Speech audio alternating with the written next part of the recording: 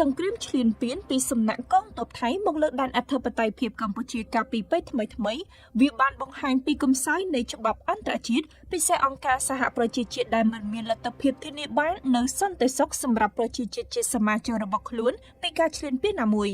សង្គ្រាមឈ្លានពានរបស់ទ័ពថៃមកលើទឹកដីកម្ពុជា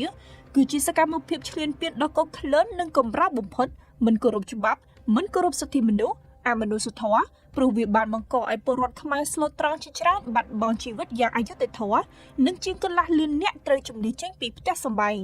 លំនៅឋានសាលារៀនមន្ទីរពេទ្យស្ពានថ្នល់អគារពាណិជ្ជកម្មជាច្រើនត្រូវរងការវាយគំទេចយ៉ាងព្រៃផ្សៃត្រូវចាត់ទុកជាសង្គ្រាមឈ្លានពានដ៏កាចសាហាវបំផុតក្នុងប្រវត្តិសាស្ត្ររវាងប្រជាជាតិទាំងពីររយៈកាល80ឆ្នាំចុងក្រោយនេះ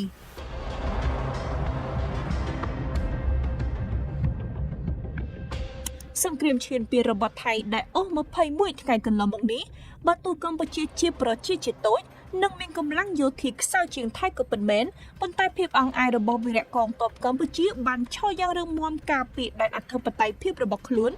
រារាំងទ័ពថៃមិនអាចចូលមកទឹកដីកម្ពុជាបានយ៉ាងងាយស្រួលនោះដែរប៉ុន្តែបើក្រឡេកទៅមើលសង្គ្រាមដែនអាកាសឯនេះវិញថៃបានប្រើយន្តហោះចម្បាំងទំនើបរបស់ខ្លួនជាច្រើនគ្រឿងមកទម្លាក់គ្រាប់បែកយ៉ាងសន្ធោសន្ធៅមកលើទឹកដីកម្ពុជាជាហេតុនាំឲ្យមានការលើកឡើងជាច្រើនជុំវិញសំណើទៅការរដ្ឋាភិបាលអភិវឌ្ឍវិស័យដែនអាកាសរបស់កម្ពុជាឲ្យរឹងមាំដើម្បីការពារប្រឆាំងការឈ្លានពានណាមួយពីសំណាក់ប្រទេសថៃនាថ្ងៃអនាគតវីដេអូនេះសង្គ្រាមសពាវុធនឹងវិភាគទៅលើចំណុចសំខាន់មួយចំនួនជុំវិញការបំពាក់ J10C សម្រាប់វិស័យការពារដែនអាកាសថាតើប្រសិនជាប្រជាជាតិមួយត្រូវការយន្តហោះចម្បាំងប្រភេទនេះចំនួន10គ្រឿងនឹងត្រូវចំណាយប្រាក់សរុបប៉ុន្មាន J10C មានឈ្មោះពេញហៅថាឈឹងទូ J10C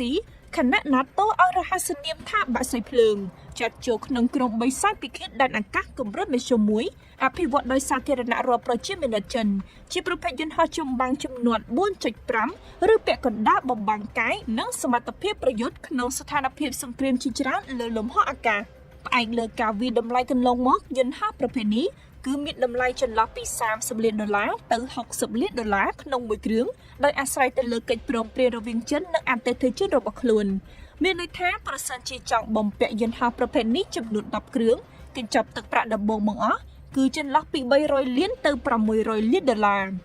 យ៉ាងណានេះគ្រាន់តែជាការវិតម្លៃសម្រាប់ជំហានដំបូងប៉ុណ្ណោះព្រោះជាក់ស្ដែងក្រៅពីតម្លៃយន្តហោះចម្បាំងហើយនោះដើម្បីអាចធ្វើឲ្យវាប្រតិបត្តិបានទាមទារការចំណាយយ៉ាងច្រើនសន្ធឹកសន្ធាប់ផ្សេងទៀតរាប់ទាំងតម្លៃវឹកហាត់តម្លៃជួសជុលថែទាំថ្លៃប្រេងឥន្ធនៈសម្រាប់ប្រតិបត្តិការសំណង់អគារនិងយុទ្ធោបករណ៍ផ្សេងទៀតក៏ដូចជាតម្លៃសពាវុធត្រូវបំពាក់សម្រាប់ប្រតិបត្តិការការពារដែនអាកាសជាដើមជាស្ដែងកាលពីដើមខែតុលាឆ្នាំ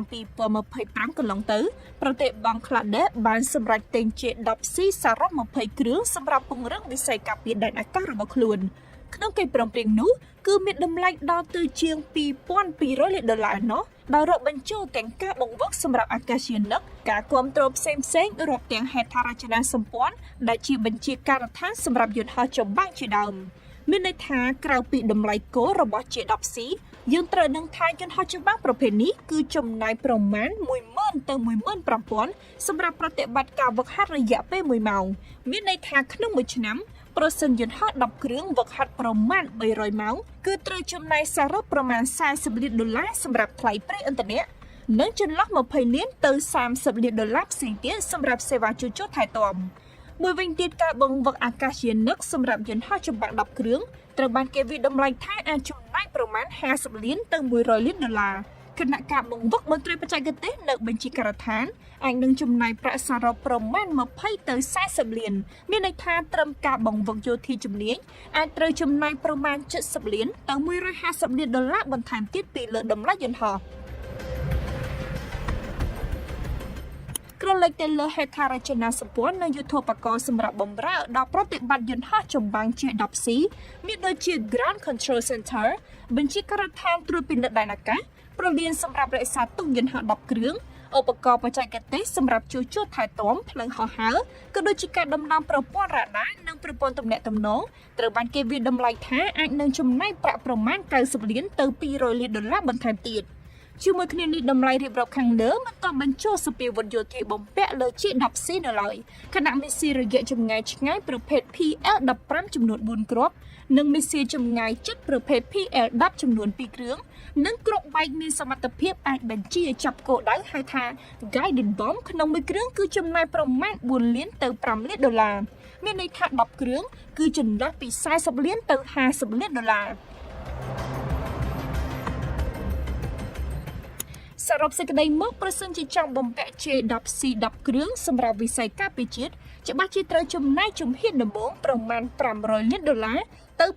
950លានដុល្លារសម្រាប់កិច្ចព្រមព្រៀងទៅយន្តហោះជំនួយបង្វឹកផ្សេងៗនិងហេដ្ឋារចនាសម្ព័ន្ធសម្រាប់បញ្ជាការដ្ឋានដែនអាកាសបន្ថែមពីលើនេះត្រូវចំណាយប្រចាំឆ្នាំប្រមាណ60ទៅ80លានដុល្លារផ្សេងទៀតសម្រាប់ការថែទាំនិងប្រេងឥន្ធនៈដោយមិនរាប់បញ្ចូលសពាវុធសម្រាប់បំពាក់ដូចជាមីស៊ីលនិងគ្រាប់បែកផ្សេងៗនៅឡើយដែរ